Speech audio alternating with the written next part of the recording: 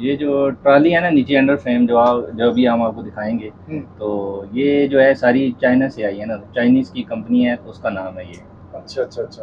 जी तो जी, ये उसको उनकी होती है तो उनके इस नाम है, ऑब्जर्वेशन है ये। ठीक है, जैसे जैसे जिद्दत आती गई और उनके नाम चेंज होते गए ये जो जैसे शुएब ग्रीन बता लाइन रहे एक्सप्रेस है ना, ये सारी जो ट्रेन इसके बोगीज है ना, ये कोचेस, ये सारी चाइना से आई हुई हैं। हैं। अच्छा ठीक है। बाकी जो है वो आपको मैंने दिखाई है इकॉनमी वगैरह, वो जो रेल कार की, वो पाकिस्तानी है, इधर मुगलपुरा शॉप में बनती है और गैरेज फैक्ट्री में।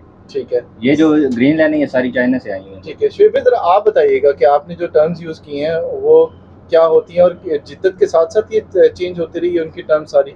जैसे हमारे बॉस ने बताया आपको, ठीक बताया। जैसे प्रोटो है वो हमारी पाकिस्तानी कोचेज है। ठीक है। चाइना ने जो हमें फर्स्ट टाइम दी थी वो CRRC थी। ठीक है। फिर उसके बाद CNR दी, फिर उसके बाद CRRC, ये कोचेज हमें दी यानी जिद्दत के साथ साथ हाँ, तीसरी जो खेप है वो हमारे पास ये आई।